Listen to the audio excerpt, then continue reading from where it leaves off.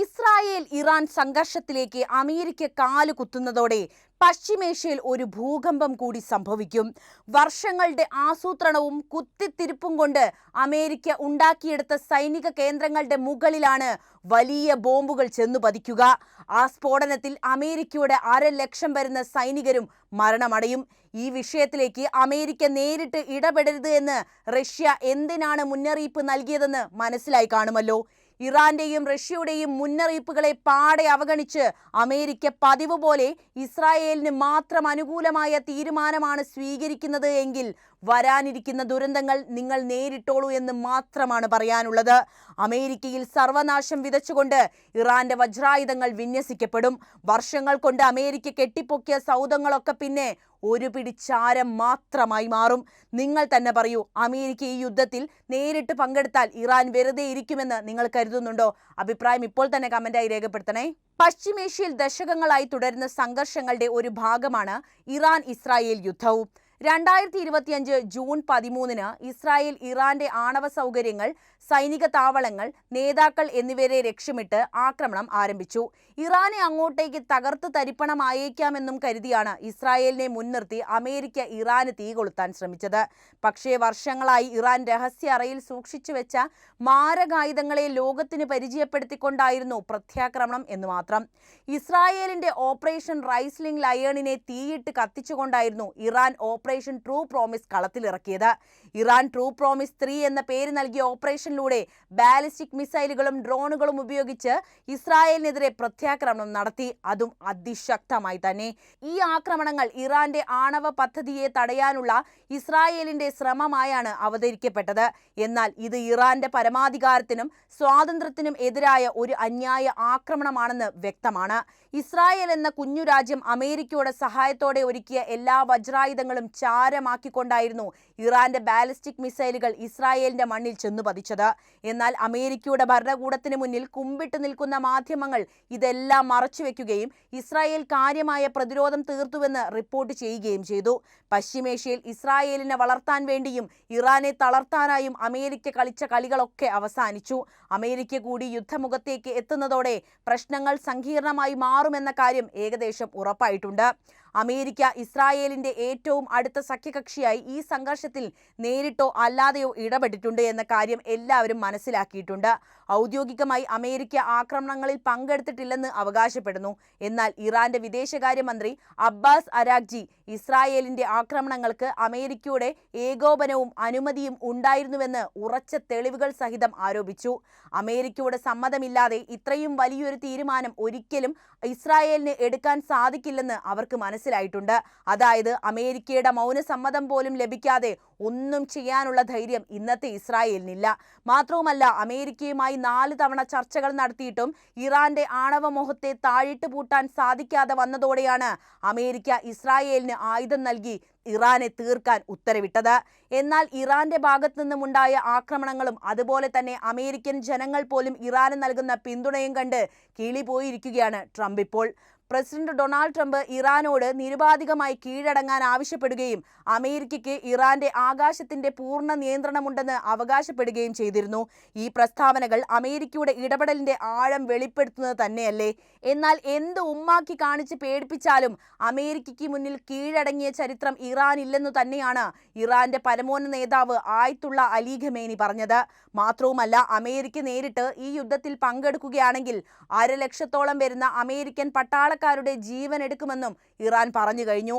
അമേരിക്കയുടെ ഇടപെടൽ പശ്ചിമേഷ്യയിൽ സമാധാനം നിലനിർത്താനുള്ള ശ്രമമല്ല, മറിച്ച് ഈ മേഖലയിലെ തന്റെ ആധിപത്യം ഉറപ്പാക്കാനുള്ള ഒരു തന്ത്രമാണെന്ന് ഇറാന് വ്യക്തമായി മനസ്സിലായിട്ടുണ്ട്. 1953 ഇറാന്റെ ജനാധിപത്യപരമായി തെരഞ്ഞെടുക്കപ്പെട്ട മുഹമ്മദ് മൊസഗിന്റെ സർക്കാരിനെ അട്ടിമറിച്ചതിന്റെ ചരിത്രം മുതൽ അമേരിക്ക ഇറാനെതിരെ ശത്രുതാപരമായ നിലപാട് മാത്രമാണ് സ്വീകരിച്ചിട്ടുള്ളത്.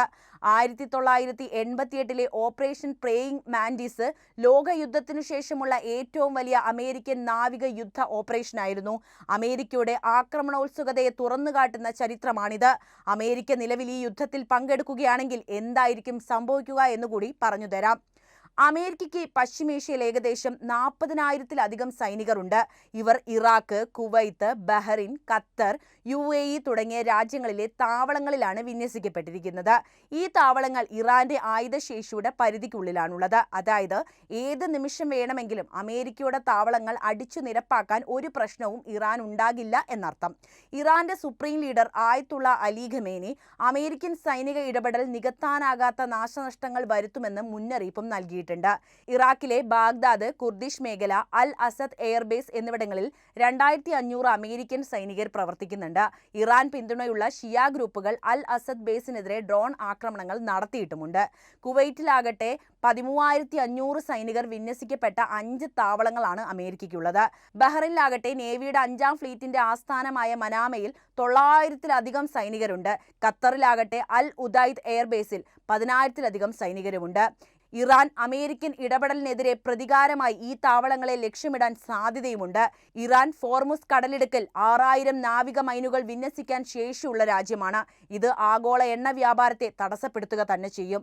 ഇറാൻ പിന്തുണയ്ക്കുന്ന ഹൂതികൾ ചെങ്കടലിൽ അന്താരാഷ്ട്ര ഷിപ്പിംഗിനെതിരെ ആക്രമണം പുനരാരംഭിക്കാനും സാധ്യതയുണ്ട്. ഇറാൻ പശ്ചിമേഷ്യയിലെ ഏറ്റവും ശക്തമായ രാഷ്ട്രങ്ങളിൽ ഒന്നാണ് എന്ന കാര്യം അറിയാമല്ലോ. അതിന്റെ സൈനിക ശേഷിയും തന്ത്രപരമായ സ്ഥാനവും അന്യായ ആക്രമണങ്ങൾക്കെതിരെ പ്രതിരോധിക്കാനുള്ള കഴിവ് നൽകുന്നുണ്ട്. ഇറാന്റെ സൈനിക ശേഷിയാണ് കൂടുതലായിട്ടും നമ്മൾ സംസാരിക്കേണ്ട മറ്റൊരു കാര്യം. ഇറാന്റെ ഫത്താഹ് 1 ഹൈപ്പർസോണിക് മിസൈലുകൾ, ഖോറം ഷഹർ ബാലിസ്റ്റിക് മിസൈലുകൾ, ഡ്രോണുകൾ എന്നിവ ഉൾപ്പെടെ 100 കണക്കിന് മിസൈലുകൾ ഇസ്രായേലിനെതിരെ ഇതിനോടകം തന്നെ ഇറാൻ പ്രയോഗിച്ചു കഴിഞ്ഞു. ഇസ്ലാമിക് റവല്യൂഷണറി ഗാർഡ്സ് കോർപ്സ് ഇറാന്റെ സൈനിക ശക്തിയുടെ നട്ടെല്ലുകൂടിയാണ്. അമേരിക്കയുടെ വാക്കും കേട്ട് ഇസ്രായേലിനോടൊപ്പം അണിനിരക്കുന്നത് പോലെയല്ല, ഇറാന്റെ കൂടെ ഇപ്പോൾ നിലനിൽക്കുന്നവരൊക്കെ തന്നെ വലിയ ശക്തികളാണ്. ഏറ്റവും മാരകമായ ആണവായുധങ്ങൾ കൈവശമുള്ള റഷ്യ തന്നെയാണ് അതിൽ പ്രധാനി. അമേരിക്ക യുദ്ധത്തിനിറങ്ങിയാൽ അമേരിക്ക പിന്നെ കാണാൻ പോകുന്നത് ദുരന്തമായിരിക്കുമെന്ന് റഷ്യയും പറഞ്ഞു കഴിഞ്ഞു. മാത്രവുമല്ല, ഇറാനെ പിന്തുണയ്ക്കാൻ പശ്ചിമേഷ്യയിലെ മിലിഷ്യ ഗ്രൂപ്പുകളും തയ്യാറാണ്. ലബനിലെ ഹിസ്ബുള്ള, ഇറാഖിലെ കഥൈബ് ഹിസ്ബുള്ള, യമനിലെ ഹൂതികൾ, സിറിയയിലെ ഷിയ മിലിഷ്യകൾ എന്നിവയിലൂടെ ഇറാൻ ഒരു വിപുലമായ പ്രോക്സി ശൃംഖല തന്നെ നിലനിർത്തുന്നുണ്ട്. തന്ത്രപരമായ സ്ഥാനമാണ് അടുത്തതായിട്ട് ഇറാന്റെ കയ്യിലുള്ളത്. ഇറാൻ ഷിയ മുസ്ലിം ലോകത്തിന്റെ നേതൃത്വം വഹിക്കുന്ന രാജ്യമാണ്.